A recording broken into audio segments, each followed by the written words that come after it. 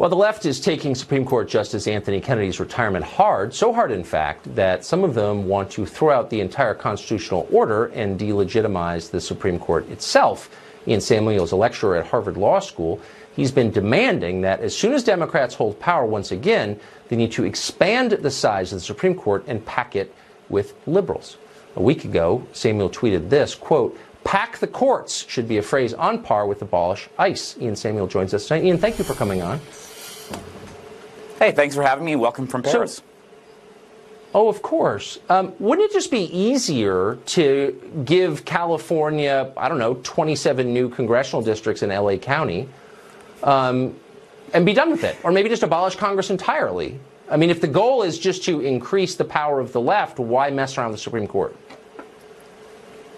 Well, the thing is, I think we very much agree on the basic end here, which is that the Supreme Court should not be a partisan institution subject to sort of like ideological swings. The problem is the Supreme Court, the justices of the Supreme Court, 14 out of the last 18 have been appointed by Republican presidents. They had sort of 11 in a row before Ruth Bader Ginsburg, which is kind of a surprising and almost remarkable achievement when you think about it. And so we're left in this position now where the partisan balance on the Supreme Court is way out of whack with what people have voted for. So what I'm really in favor of is returning the Supreme Court to being a sort of nonpartisan institution that is set away from the sort of fray of ideological politics. But we can't do that until we add some seats to correct the balance that we've lost, really. I love it. You're smooth, I will say that. So Thank when you. you tweet, pack the court, quote, pack the court ought to be up there with abolish ICE. That is, in fact, a nonpartisan statement somehow. How does that work? How is that not? How is increasing the partisan Democratic representation on the court indeed nonpartisan? Well, when you encounter a jewel thief, you must steal things back, Tucker, as I'm sure you know. And look, I would love a sort of settlement once this is all done. I would love to get to a place, for example, where, maybe every president gets 2 or 3 guaranteed Supreme Court nominations.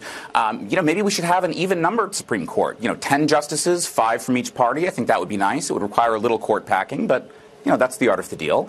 But the reality is we're way out of whack. And if we're to have any hope of moving forward with a Supreme Court that's not this kind of ideological partisan institution, we have a little mending fences to do. So let's do it. Right. So in other words, increase the power of the left and everything will be cool.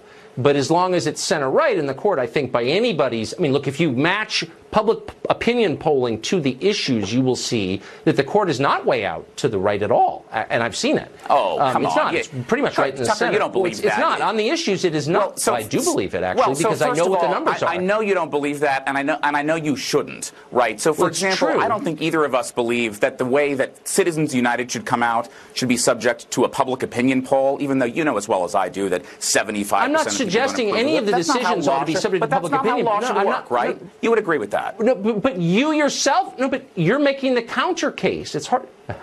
You're claiming that we need to pack the court, which a naked power grab by the left, we both know it, but you're saying we need to do that because it will be more representative of the public will. And I'm merely noting as a factual matter, because I've seen the numbers, that the majority of recent Supreme Court decisions fall within the center line of public opinion. So actually there isn't a problem other than Democrats don't get to do their will with the court to the extent you wish they could.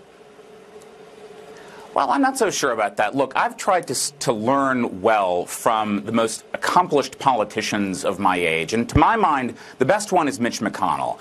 And he understood as well as I do that control of the Supreme Court is, to paraphrase Rod Blagojevich, not something you just give away, right? He sort of court shrunk for a year and a half to 8 members until there was a president to his liking. And remember, before the 2016 election, Ted Cruz and John McCain and all your beloved heroes, Tucker, were saying maybe they should hold the seat open while Hillary Clinton was president.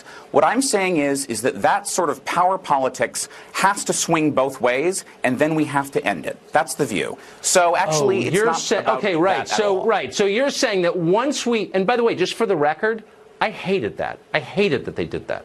Not because I wanted some leftover on the court, but because I thought it was power politics. I said that at the time. I don't like Merrick Garland was a leftist, posing as a centrist, but I still was against not considering him.